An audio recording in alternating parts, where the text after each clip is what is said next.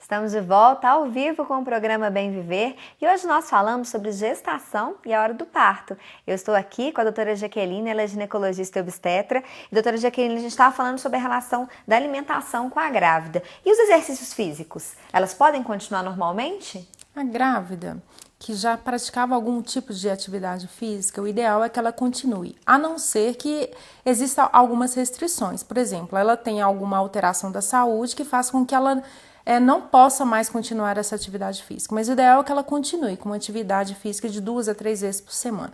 Agora, se ela nunca praticou atividade física e de repente, não, agora eu quero praticar natação, spinning, então o ideal é ela começar com uma atividade mais leve, sob a orientação do obstetra, uma caminhada, por exemplo, mas desde que a saúde dela esteja em boas condições. Tá? E nunca fazer um esporte radical. Quero fazer uma trilha, eu quero fazer alpinismo, porque pode comprometer a gravidez, pode comprometer o equilíbrio dela. Aí imagina se a grávida despenca de uma altura. Aí né? é complicadíssimo, Aí vai né? ser um pouco arriscado. E quais são os principais problemas que podem estar prejudicando uma gravidez? Você citou alguns, falou a respeito da pressão alta, do diabetes, você pode falar um pouquinho mais sobre esses? Pois é, as duas principais doenças que podem acometer e complicar a gravidez é o diabetes e a hipertensão. Tá? Existe a grávida que já tinha o diabetes, existe a grávida que desenvolve o diabetes na gestação e aquela grávida que já tinha um diabetes e de repente na gestação ela tem uma exacerbação daquele quadro. Tá? E a hipertensão também pode ser da mesma forma, ela já tinha uma pressão alta e aí ela convive com essa pressão alta durante a gestação, ou então ela não sabia que tinha e de repente desenvolve uma hipertensão que é chamada de transitória e também tem a famosa pré-eclâmpsia. A gente escuta falar muito, Justo, né? essa pré-eclâmpsia pode complicar essa gestação de forma a fazer com que o obstetra tenha que interromper a gestação mais precoce do que já estava pensando, tá? Essas duas comorbidades são importantes de serem avaliadas pelo obstetra e que essa gestante seja encaminhada a um pré-natal de alto risco para um melhor controle. Aí com certeza ela vai ter que ir mais vezes ao médico, né, para estar sendo bem avaliada, né? Isso, aí as consultas deixam de seguir aquele padrão mensal, podem seguir um padrão de 3 em 3 semanas ou até mesmo de 15 em 15 dias. Algumas grávidas precisam ser até hospitalizadas em razão do desenvolvimento ou então do descontrole dessa doença ao longo da gestação. Quem quiser fazer perguntas aqui para a doutora Jaqueline, é só ligar no 3559-3902 e a gente está ao vivo no site www.topcultura15.com.br. E a grávida que tem essa pressão alta e diabetes, ela deve tomar que cuidados? Além de, claro, estar indo no médico sempre. Ela deve fazer o acompanhamento do pré-natal e seguir as orientações desse pré-natalista. Não existe estudos claros mostrando que um repouso absoluto faria com que essa grávida tivesse um melhor controle da saúde. Mas a grávida deve ficar atenta às atividades trabalhistas, às atividades laborais. Algumas precisam ser atenuadas, ou seja, ser diminuída aquela carga de trabalho. Algumas precisam ser afastadas, mas não é taxativo que ela saia do trabalho. Quem tem que avaliar isso é o obstetra dessa paciente.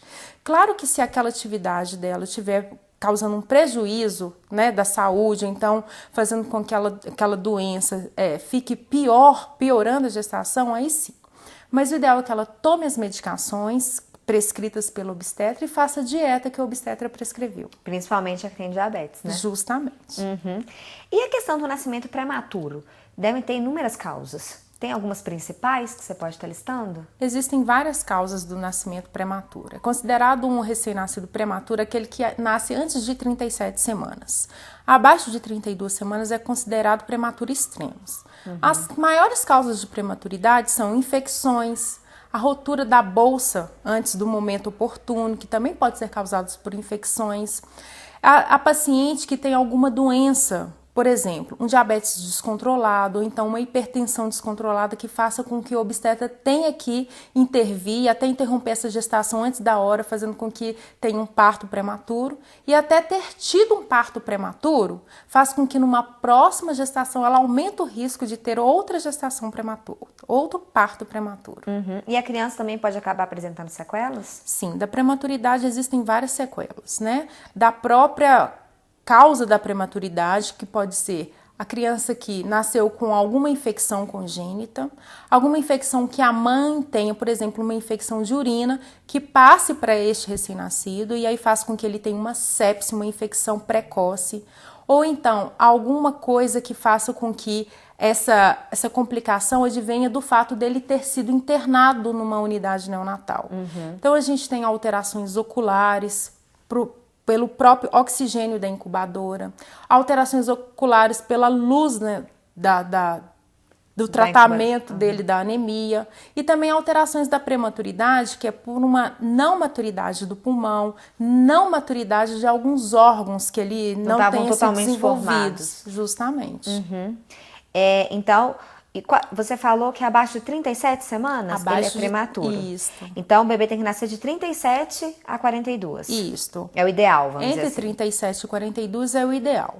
Alguns protocolos de maternidade dizem que o bebê pode nascer até 41 semanas. Mas a maioria dos protocolos diz que entre 41 e 42 semanas ainda há a possibilidade de se nascer com boas condições. Então a gente estabelece entre 37 e 42 semanas. E essa futura mãe que quer amamentar o filho, tem algumas dicas que você pode estar passando para as mães, para, por exemplo, estar preparando o seio? Tem algumas mulheres que o bico do seio ele acaba rachando. O que ela pode estar fazendo? Tá. Só quero deixar claro que não existe, assim, uma mama ou um mamilo que não seja favorável à amamentação. Primeiro, a mãe tem que estar querendo amamentar.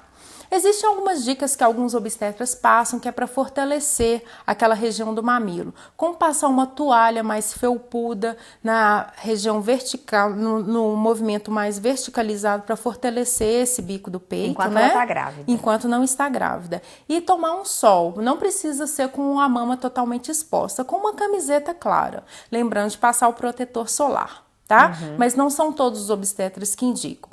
E depois que ela está amamentando, se ocorrer as fissuras, que são as rachaduras do mamilo, passar uma pomada de calêndula ou então alguma pomada umectante que vai favorecer a cicatrização. Então, doutora Jaqueline, a gente continua o nosso papo daqui a pouquinho. E no próximo bloco ela vai responder as perguntas dos telespectadores e vai falar um pouquinho sobre a hora do parto. A gente volta já.